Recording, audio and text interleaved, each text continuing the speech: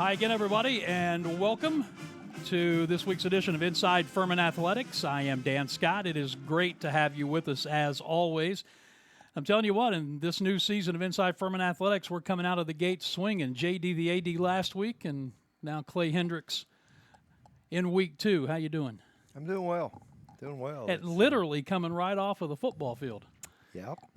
You know, we go most all mornings just to try to avoid the thunderstorms because we have nowhere to go, you know, if that happens. And so we've had our share of wet ball work, you know, through the first 10 days of practice. Today we thought it was going to. It actually held off, and we've been kind of forced to be in the stadium just because the footing's better on the turf with all the rain we had a week ago. So, but it's been good, getting good work. Well, I guess, can you get too much wet ball work?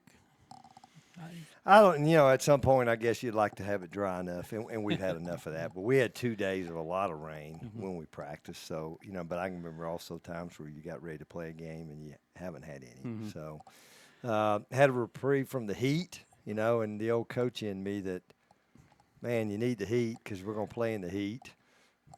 We finally started conditioning a little bit, which I don't do a lot of this time of year because practice kind of takes care of that. But just with the lack of heat that we've had, we've done a little bit more. But we'll manage it. You know, we're I mean, we stayed fairly healthy, and you know, you're always going to have some guys are out, and some guys are out a few days, and you know, you just kind of adjust and keep moving along. Yeah, I said I was going to go down the heat road because I know you've got enough old school in you where if it's camp, you want it to be hot. You got teams like William and Mary that are going to be coming down from north of us, and you'd like to think that is an advantage. I would imagine, though, the players aren't complaining. No, I don't think so. They, I told them we ran Saturday, and I said, you know, this is not punishment. You know, we're just trying to get ourselves in shape.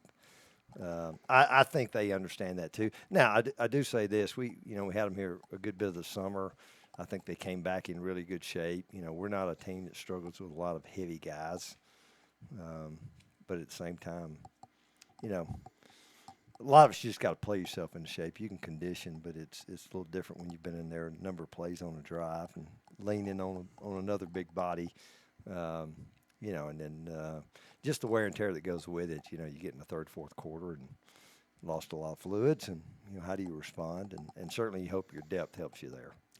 Well, you know, speaking of conditioning, this is a new phase for you and really for the entire athletic department because after a long time here, Andre and Caitlin Bernardi have left to go to Western Michigan. So Coach Joe Novatsky is the head strength and conditioning coach. How has that transition been as far as you can tell? It's been terrific. You know, certainly I can't thank, you know, Andre and Kate, Nico enough for, you know, what he did here in, I guess, 7 years with us, and wish him the best. I know he's got great goals in the future, and, you know, sometimes you kind of have to make a move, and so wish them the best. But, you know, I mean, I think it's like every other position in our program. I've always tried to have the next guy ready to go, and Joe, you know, had followed Andre at North Greenville and then left that head job to come here as an assistant. And so, you know, I knew Andre wouldn't be here forever. And, you know, that was the plan. And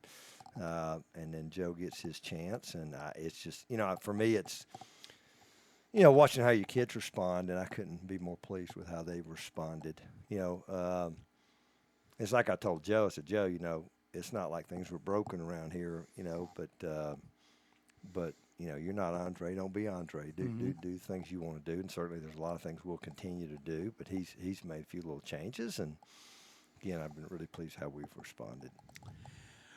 Well, one thing about this industry is that there's going to be change. As you well know, you've done a good job of keeping the crux of your coaching staff together. You've had that change that we just talked about there. But when you and I talked after day one of practice, you said it was your 40th first day player coach. No, that's just as a coach. Oh, that's just as a coach. That doesn't take in your playing days. Yeah, that doesn't count in my playing days. So okay. that gets that number way too up there. But no, it's my 40th as a coach. Yeah. But one of the constants is change, right? Yeah, no doubt. They're all a little different. You know, there's certainly a lot of similarities. The rules have all changed. I don't know what year. We were talking about it one day. Nobody knew what year they did away with two-a-days. And even prior to that, you couldn't have consecutive two-a-days. Right. So there are different things. You adapt. We've got a schedule that we really like now. Now, it starts early and it ends late, but I think our kids get a lot of rest and breaks between the work. Now, it's still long days for the coaches, but that's okay. But, no, I mean, and everybody's doing it. So, it's not like you're doing something somebody else is not doing. Everybody's practicing. Everybody gets essentially the same number of practice opportunities, and there's lots of different ways to do it. But we kind of like the little format we've got. And, we'll come back to elite. We have a lifting group every day. We do a staff meeting at 3 o'clock, and then, we'll watch the tape with our players. They'll go to dinner. They'll come back. We'll have special teams tonight where we'll watch what we did today. Then we'll finish up position meetings. I don't know, probably 8:30, 8:45 tonight, and then kind of, it's Groundhog Day. It starts all over again tomorrow. We start at 7:40 with special teams in the morning when you go over what you're doing for the day. We have a shorter position meeting prior to practice, and then we're on the field at 9 o'clock. So, we're all, we're a little bit of creatures of habit. But I kind of like being in a routine myself. And then school starts and the routine changes. Oh, absolutely. We're already planning for that a little bit. I think actually new students arrive. I think it's a week from Thursday. And then we start classes the Tuesday of our first game. So that week we'll get into a pretty normal routine. Monday's still kind of our off day, and I think we'll go ahead and do that even though it's the day before classes begin.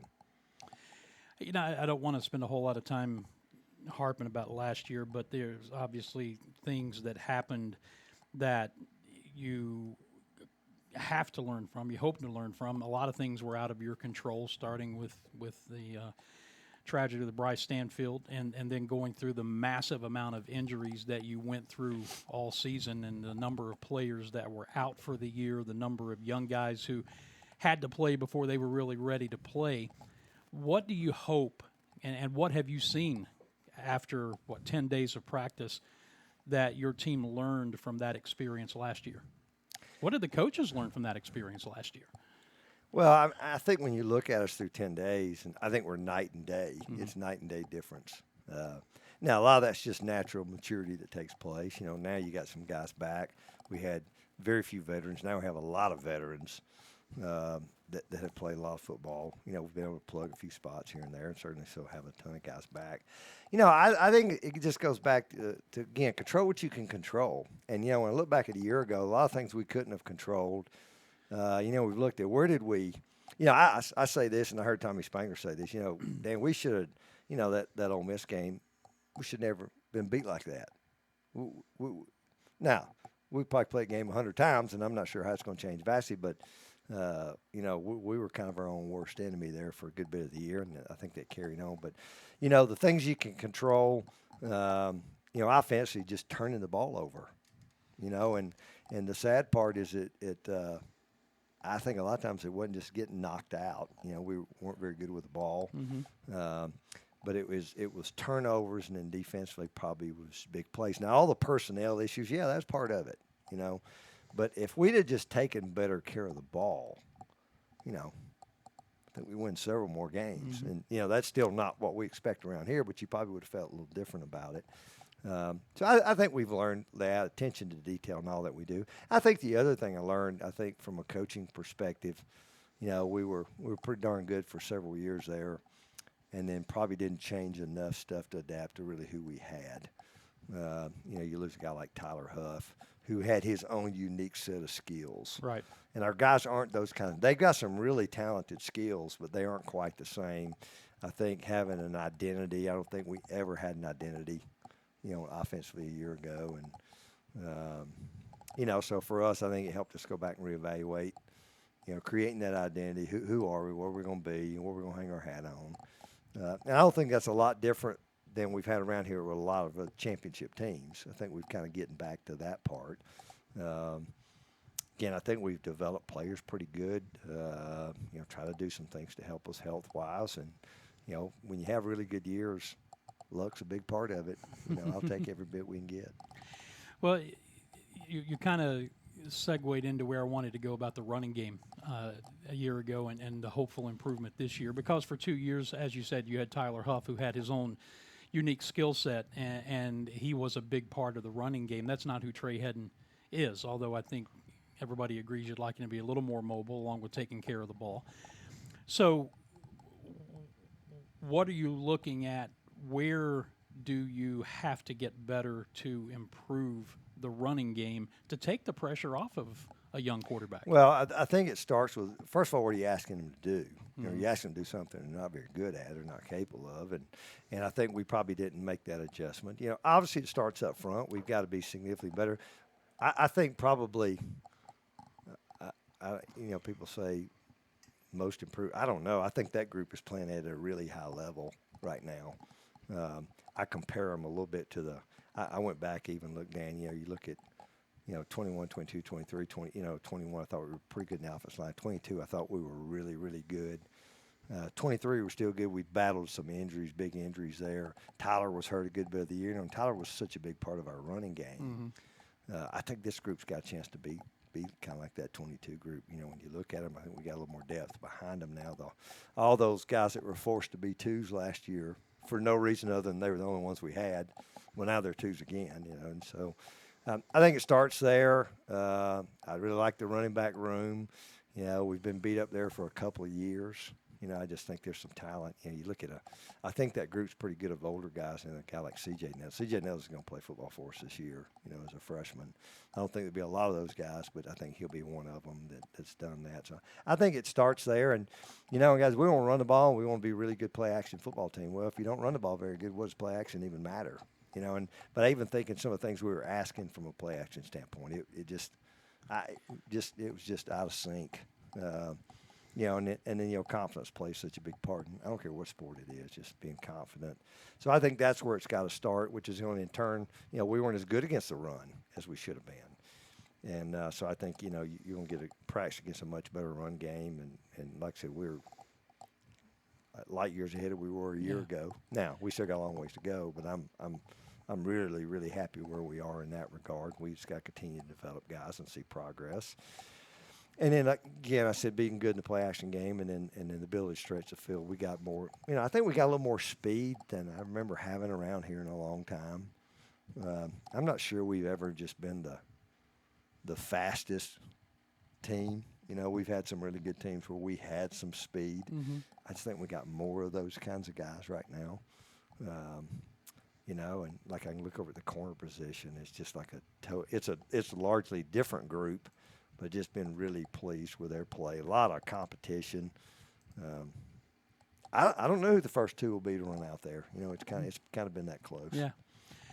When I talked to your offensive coordinator Justin Roper and your defensive coordinator Dwayne Vaughn earlier, both of them in different ways kind of said the same thing. I mean, Justin was pretty upfront about the fact that he wasn't happy with his performance last year. We were talking about self-scouting, what you do, and every program does it. From Dwayne's standpoint, the rushing attack that William and Mary unleashed on us up there last year has stuck in his craw. So what I'm saying is, A, self-scouting, everybody does it, but B, everybody has to find different ways to motivate themselves, don't they? Yeah, absolutely. Well, and I think if you'd asked me if we'd been sitting here a year ago today, you know, even a lot of injuries had happened, but still as we were going, you know, you weren't sure what was going to happen at the quarterback position, you know, who the guy was going to be. I knew we had some challenges, some other spots, but, you know, we were still trying to figure out who are we and what can we do and what can we. And I think we have a great beat on exactly who we are right now and what we want to be. You know, I just told them we worked at a long segment today, a third medium, third and longs. You know, and offensively, you get in those period days when every down's third and medium or third and long. That's not a real good situation to be in. But it's a necessity, so we work the heck out of it. You know, and again, it goes back. I told them at the end of practice day, you know, being good first, second down. So we kind of could manage that situation, and then defensively, just having the ability to get off the field. You know, we certainly got to be better rushing the passer. I think we are. it's kind of hard to judge it at practice because I'm on them all the time about staying away from the red jersey, the quarterbacks. So it's always a little bit of give and take. You go to a scrimmage and it's hard to take much out of a scrimmage other than when you watch a tape, the one-on-one types of, who's getting better. I think we played 5 quarterbacks Saturday. I think we had 8 running backs carry the ball. We had 4 deep, so it's hard to get a lot of continuity with anything. But you go back and you say, okay, we feel really good about this area. Who are we trying to, we're trying to find those guys that you really feel like you can count on to be contributors for you this year. And so I think that's a little bit of where we are right now, just in the everyday development. Inside Furman Athletics this week with Clay Hendrix. This will drop on Monday. By the time we get to Saturday, we'll be 3 weeks away from opening day, right? We'll be 2 weeks. 2 weeks. 2 weeks away Saturday, from opening day. Yeah, 3 weeks just passed. I thought that was a trick question there for a second. So. Well, math has never been my strong suit. I was great until they put the alphabet in it, but that's another story for another time. How's your on-the-field leadership? Because, the coaches can only do so much. You have to have good leadership actually on the field. I've been really pleased. I think, that's one of the things we haven't even talked about. I mean, they're such a leader-driven kind of sport. And wasn't where it needed to be a year ago for various reasons. I think certainly, when your older players are your better players and your better leaders, I think that's what you're looking for. And I think that's where we are. So I've been really pleased with that. I think that goes back to the off season. I told somebody we had them here for almost 6 weeks this summer, and we had a 6 a.m. group every single day in the weight room, a big group, which in our world, 6 a.m. means 5:45. We didn't have one kid late. We didn't have, normally you're going to have a couple, somebody, well, I didn't get my alarm. And I think that's been a little bit of a track record of this group to this point. Mm-hmm. Now, I can't tell you every practice has been just great in every moment, every day, but I think for the most part they respond and they come back. And, so I've been really pleased with that. As long as they're parking their scooters in the right place, right? That's true. We've done a good job of that, too. That hasn't always been the case around here. We didn't have a parking lot when we came back, and then they had the front gate closed for a week, so trying to, 150 people really trying to get to the dining hall. So they've already had some challenges, the weather, so they've managed that pretty well so far. That's funny. Fairly or unfairly, and probably fairly, I guess, most of the attention with any football team is going to start at the quarterback position.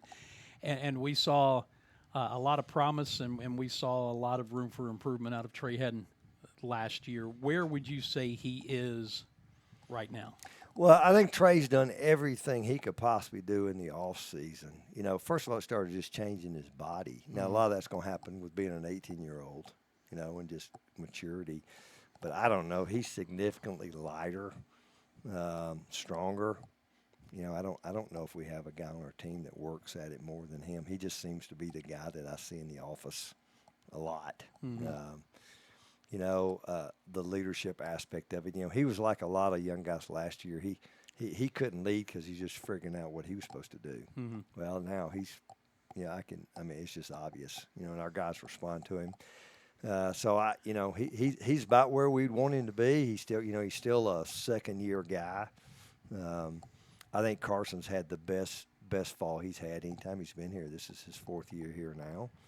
And then Newell, as we said, we've got maybe the only team in the country has all 3 quarterbacks back from a year ago.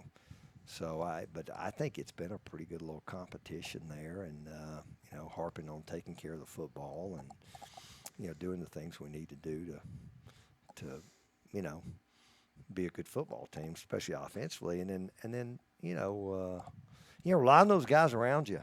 So I think he's got a pretty good supporting cast now.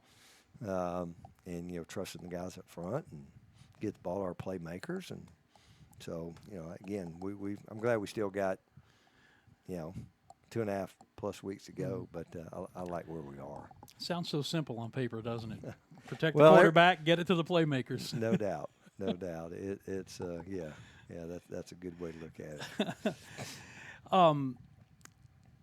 it. The wild card in all of this and all of college athletics now is the House settlement, and while it's been approved, it's still, I think, kind of evolving, and what that means for schools Furman size versus what it means for the Power Four. You have the unique challenge of, I mean, I'll say it, you may not say it this way, but I can say it, of schools wanting to come in and poach some of your better players and figuring out how to keep guys and what graduate players you can bring in and make them fit in this whole new landscape. I mean, when you started coaching 40 years ago, nothing like this was on the horizon at all.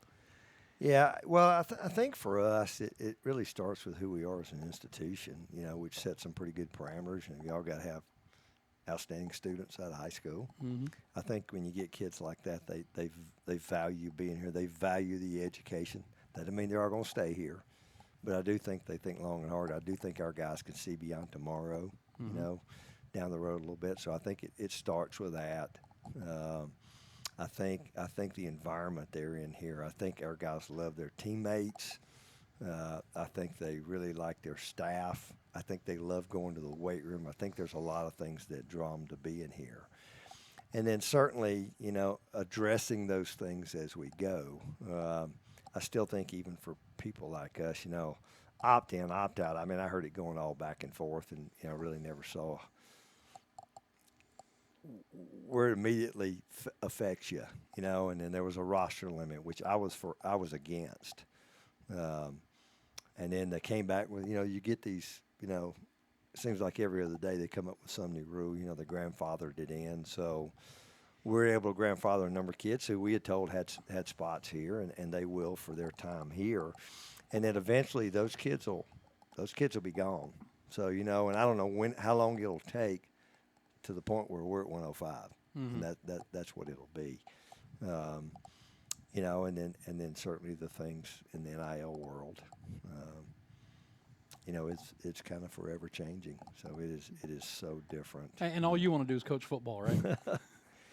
Yeah, I mean, I'd rather, and I know, and I saw part of your talk with Mr. Donnelly, and man, just budget challenges and fundraising for budgets, and that's really where my focus has been. It's been obviously the football aspect of it, but then a big part of my job is having to fund just to operate. Mm-hmm. And I like to think we're a pretty frugal group.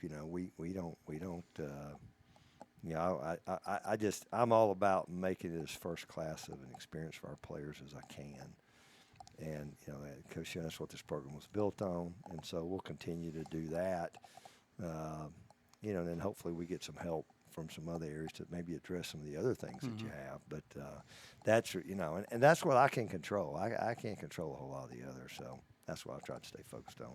This is a unique conference, the SoCon, in a lot of ways, because it's one of the few remaining conferences that plays a true round robin on the football field every year. And I know that's a conversation that comes up every year around playoff time, because a lot of the other FCS conferences don't do that. And I think if they were being honest, they do scheduling to protect their upper echelon teams.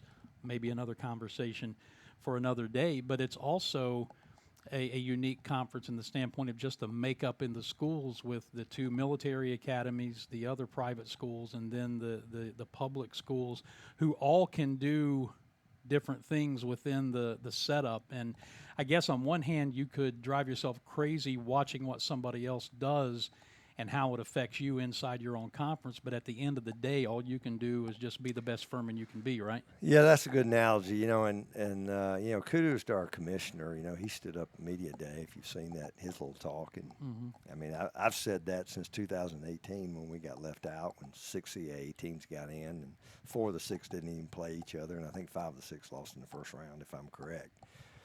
But so I think it starts there. And I was in this league when we were largely public, with a few privates, and then obviously the Citadel and VMI are both public institutions who probably operate more like privates. So I think each school, everybody has. I say this: everybody has problems. Everybody has challenges. They're just unique at different places. I think certainly, I think when it comes down, investment in football investment in athletics. And I think each school's a little bit different. There's some, it's pretty obvious you don't know everything that goes on. But again, I know enough about who's investing where, who's investing in NIL, who's investing, in their football program, and with its budgets, you name it. So, but I can't do anything about that. We kind of operate under our umbrella, and again, we know what our challenges are, but we also know what our strengths are, and so just trying to continue to do things we can do to retain them, retain staff. And again, I think we've had I think we've managed the retention world as good as anybody, and I'm still a believer that's a big part of our sport. I mean, Dan, I had the hardest time prior to media day of voting for an all-conference team. I kind of pride myself in understanding who our opponent's roster is, but had all these people nominate all these people hadn't even been at their school, and you're trying to sort through it. And it doesn't really matter because it's preseason stuff anyways. But but I do think the retention part, both staff and with our players, I think that's playing big for us right now. And I'm relying heavily on that as we start our season. So as we come down the stretch here, I don't want to keep you too long because I know it's already been a long day and you got still most of the day ahead of you. But between now and William and Mary here on the 30th, where do you see that you need to make your best improvement practice-wise? I just think I just told them I want to see progress every day. I want to see progress, again, finding out, special teams, Coach Spangler does such a good job. We've been working 4 groups of special teams. We narrowed it. I think we went 3 groups today. So we'll kind of continue to narrow it down. I think we got a chance to have some really good returners. I'm not sure who the best guy is yet. So we'll continue to do that, but can we just keep progressing, improving, and then for me, I'm gonna do everything I can to keep us as healthy as I can. I just harped on then about staying off the ground. Good in football. Good things don't happen when you're on the ground. More times than not, you've missed a block or you missed a tackle, and if you're not tackling, so you shouldn't be on the ground. So just trying to do the things that give us a chance to be as healthy as we can be. Going forward, and I think probably just the attention to detail. There'll be a lot of situations we'll need to cover. I think we're actually tomorrow we're really starting a lot of our 2-minute offensive stuff that we hadn't spent a lot of time doing yet. So it's just take it day by day, and August 30th will get here soon enough. We want to get there. No, everybody wants to get there, and everybody will be happy when we get there. But you want to be prepared, and so you can go play your best. And against a really good team. You don't want to get there 2 days at a time. You want to take it one day at a time, right? No doubt. It just, we got to do that. We'll have to manage school starting, and I really like where we are. We need to get a few more guys back out there. They're nagging injuries have kept them out, but again, that's part of it. But again, just control what you can control. So 40 years as a coach, all those years as a player, and with everything that you have to deal with now, as we've talked about outside of what happens between the end zones, I get the sense that not much of your enthusiasm has waned. You still seem about as fired up as normal. Well, I still enjoy practice. I still enjoy practice, and really for me, that what still kind of drives me. Our kids are awesome. I mean, our kids are great. And so I love our kids. I really like our staff. I always say I enjoy who I get to work with. I guess I get to make that choice. But I really enjoy who I get. And we can still win at elite level, and it's tough, but I still think we can. If I didn't think that, then probably wouldn't be as excited about it. But and so that's kind of what drives me, and we'll continue to do that as much as we can. Well, as I have reminded people, 3-8 seasons are not very common around here, but the last 2 times it's happened, the next year, Furman has bounced back and not only made the playoffs but won a playoff game. So there is a precedent for that. Well, there is, and like I said, fortunately, this is my 32nd year at Furman as a player, assistant, and head coach, and yeah, there've been a couple. Luckily, there hadn't been too many of them, but I can remember that, and I can even the one does the Air Force Academy 10 years, and we had 1 year we just had an awful year. I think we played with 3 or 4 different quarterbacks, God, in fact, I think we only won 2 games. The next year we won 10. We won a bowl game, So, and I really think a lot of our problems. I think even from Saturday scrimmage, I just told them a lot of our problems are fixable, or most of them are fixable, And so I think a lot of the issues we had a year ago are fixable, and I think we've addressed them. And it's hard to fix a young kid and make him grow up real fast. That's just a hard thing to do. But I think most of those things we can fix. And really pleased with what our staff's done to give our guys a chance to go execute, in offense and defense and special teams, and they'll be a fun group to watch. All right, listen, go get some lunch or something. I think I'll do that. Thank you. The first of many conversations this year on and off the air with Furman head football coach Clay Hendrix. That's been this week's edition of Inside Furman Athletics. We'll be back next week again for you. Until then, for Coach Hendrix and all of us at Furman, I'm Dan Scott. God bless you, and so long, everybody.